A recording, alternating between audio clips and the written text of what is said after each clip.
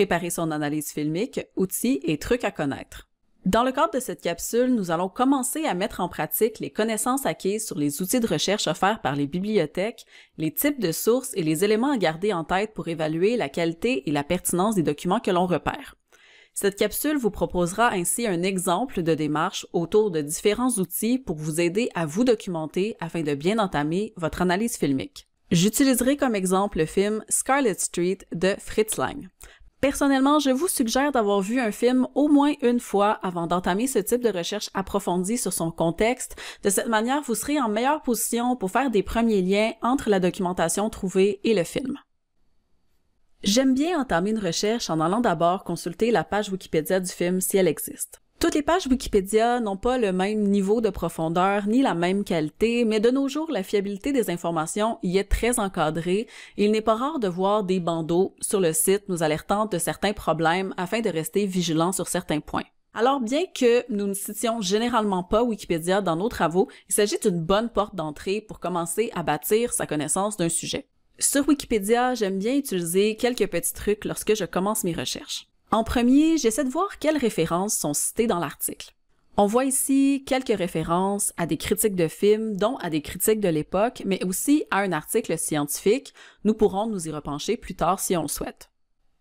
Si le film ne provient pas du monde anglophone ou francophone, il arrive souvent qu'il puisse avoir une page plus élaborée dans une autre langue, soit sur le film, soit sur son réalisateur ou sa réalisatrice. Nous pouvons aller consulter ces pages également, quitte à utiliser ensuite une option de traduction automatique, mais ça ne sera pas le cas ici pour Scarlet Street de Fritz Lang.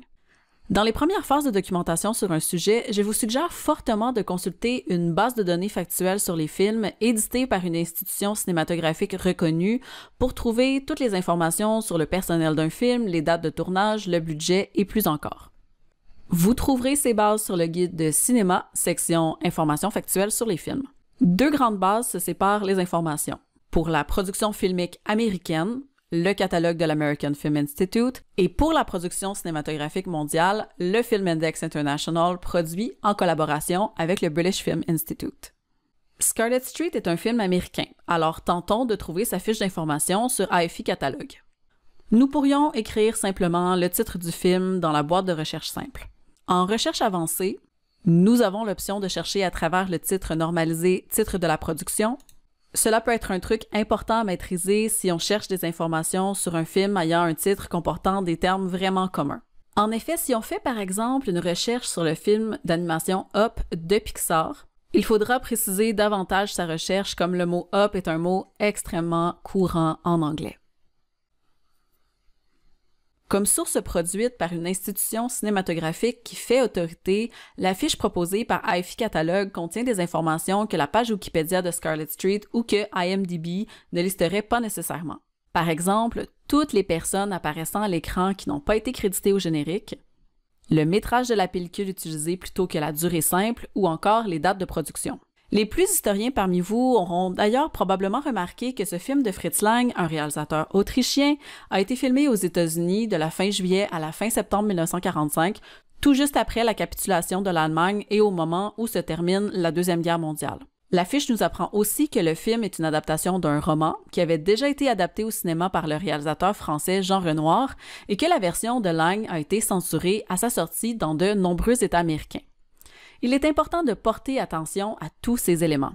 Tous les films ont été créés dans un contexte social, matériel, historique et politique. Il convient d'y porter attention et de savoir creuser pour faire des liens entre le film, son propos, les conditions qui l'ont vu naître et le contexte dans lequel le film a été reçu par le public.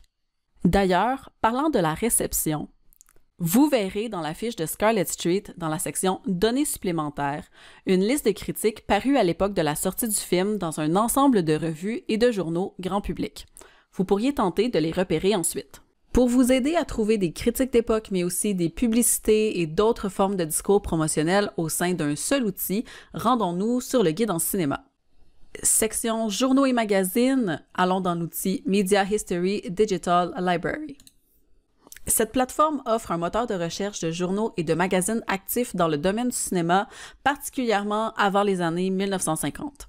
Il s'agit d'une initiative à but non lucratif qui encourage la numérisation et le versement de ces publications pour les besoins de recherche de toutes et de tous. Dans l'outil Lantern de Media History Digital Library, nous pouvons écrire entre guillemets Scarlet Street. Une fois les premiers résultats générés, nous pouvons filtrer les résultats pour ne garder que les critiques datant de 1945-1946, soit l'époque de la sortie du film, même si le film est aussi mentionné dans des publications d'années subséquentes. En épluchant les résultats, vous trouverez toutes sortes de pépites qui pourraient vous inspirer dans votre analyse. Si vous faites des recherches pour trouver des critiques ou du discours promotionnel sur un film plus récent, vous trouverez d'autres options pour trouver des sources tirées de magazines et de journaux dans la section prévue à cette fin du guide en cinéma. Le meilleur truc pour savoir vers quel outil se tourner ici est de connaître la provenance et l'époque du film pour pouvoir ensuite se diriger vers un ensemble documentaire qui correspond à celle-ci. Par exemple, les films américains plus anciens se trouvent bien représentés dans Media History Digital Library.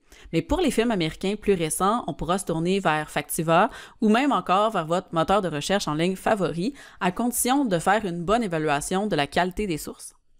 Les articles de journaux, les critiques de films et quelques publicités sur les films québécois ou français seront renseignés dans les collections de BNQ numérique pour les films plus anciens, tandis que pour les plus récents, on pourra les retrouver plus facilement sur la plateforme Eureka. Dans tous les cas, toutes ces sources ne peuvent pas être considérées comme des sources scientifiques, académiques ou universitaires. En effet, elles n'ont pas été écrites par des personnes issues du milieu de la recherche universitaire et ne contiennent pas non plus de références bibliographiques. Leur utilité est toutefois double, elles nous permettent de contextualiser notre film et elles peuvent aussi être utilisées comme source primaire dans notre analyse si notre sujet s'y prête. Nous allons développer sur la recherche de sources universitaires dans les 2 prochaines capsules de cette série.